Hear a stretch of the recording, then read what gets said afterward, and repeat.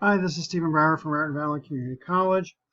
This is for CSIT 256 Computer Architecture and Assembly Language. This is part 4 of Irvine Chapter 3. And what I want to do is make some mistakes, and then I'll talk about how we go about fixing it.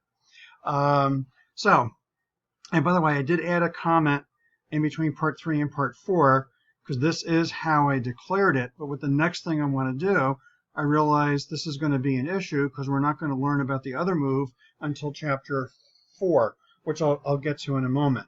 So I am going to redeclare, as I'm going to comment this out and use this one where I'm using it as a D word. But for right now, I'll just do it as an emphasis. Days and months is declared as an array of bytes. And so what I want to do, part 4, try loading byte array into EAX, which we can't. But let me do this anyway. So move EAX, comma. So if I attempt to move days and month into EAX, can I see array?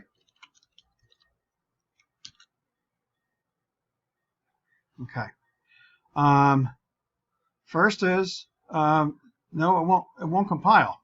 So line 64, instruction operands must be the same size. So it's not letting me do this because this is considered byte, which is 8 bits, and this is 32 bits. So I can't load that in as is. So that doesn't work. Okay. So, well, let's put this here. Network. All right. So let's try this. Let me load into ESI the offset of days and month, okay, which logically load ESI with address of array. And now let me try doing a move into EAX, that which ESI points to. So what I'm trying to do is load EAX with what ESI is pointing to. And let's see what happens. Well, it compiles because what assembly will do is when we're trying to load into 32 bits, it'll say, okay, you gave me an address. I'll grab 32 bits from the address. Oops, wait a second. I declared this array as an array of bytes. So if it grabs 32 bits, it's probably going to be taking all of that. Well, let's see what it actually does. So we're just looking at to see what is an EAX.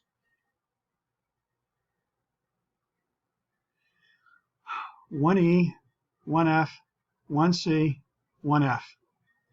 That would actually be the first 4 bytes. So if E is 14,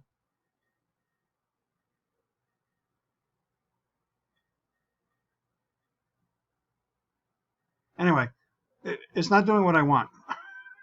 It's not doing what I want. So what we'll see, and actually it's one of the things that is referenced, we actually can point to something differently, meaning one thing I can do is I could use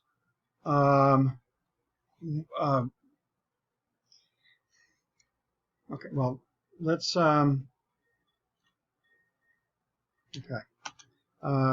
work. But suppose I tried and say, okay, but let's take a byte from here. And actually, if I do this, it won't compile because I'm taking 8 bits and sticking it into 32 bits. So, okay, fine. So let me go into AL.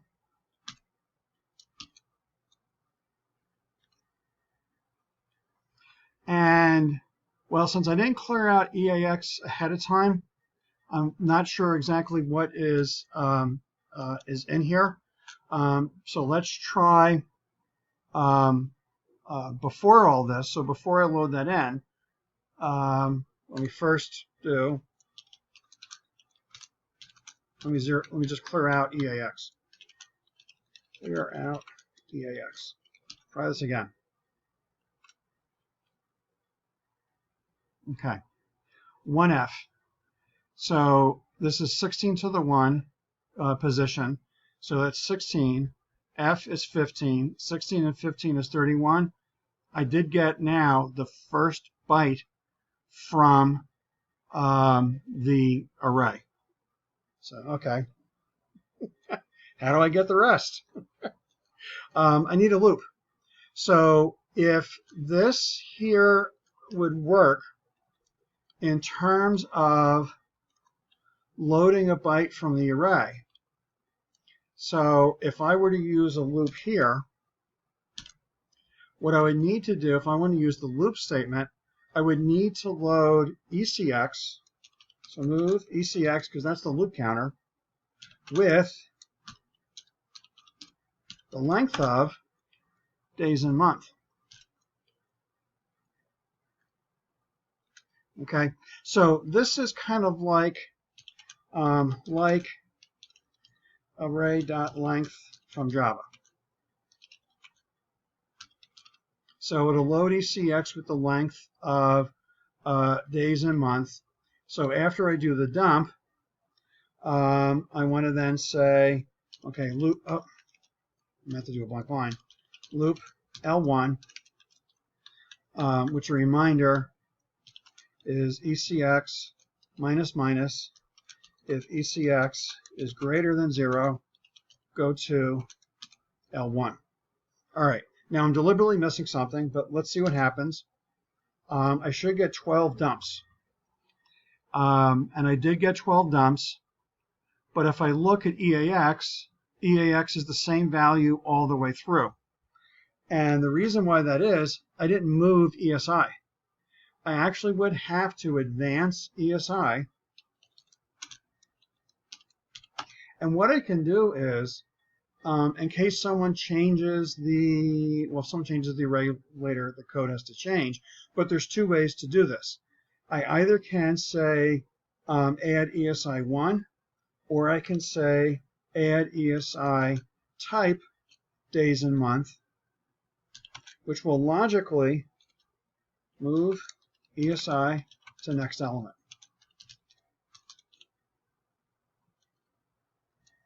Okay, and what it's doing is, since it's an array of bytes,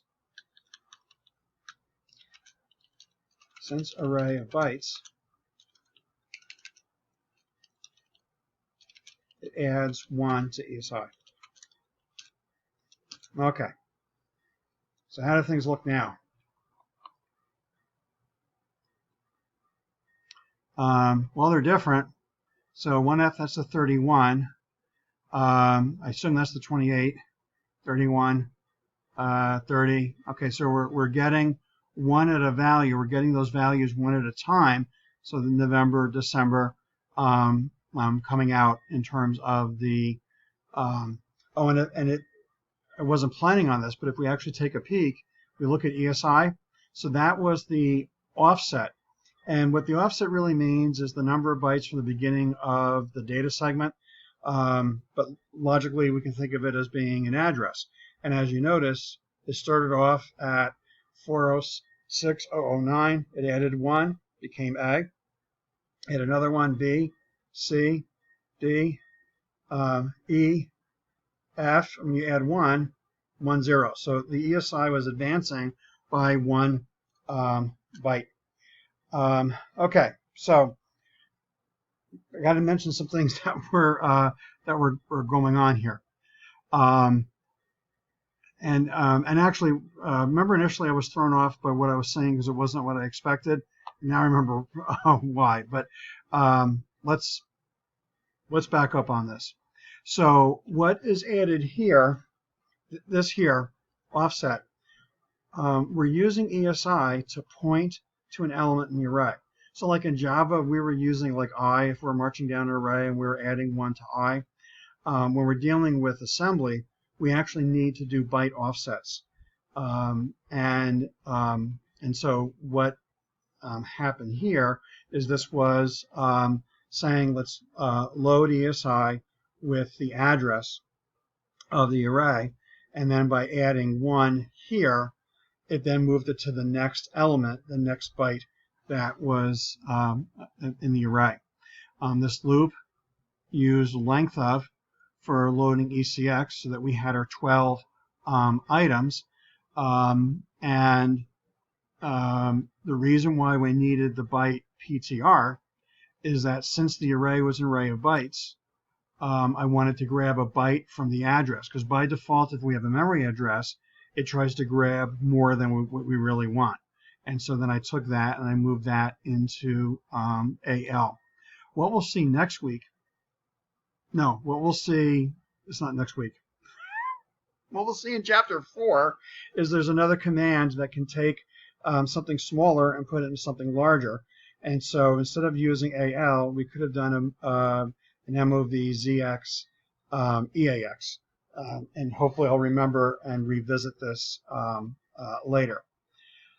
But what I wanted to do was to do the displaying of the array. And so that's what I just did there, the displaying of the array. Let me regroup for a second. I think I'm going to end this part. I just want to do a recap on what's going on in terms of what we're seeing on the screen. So ESI, we're loading it with the address of the array. ECX, we're loading it with the number of elements in the array.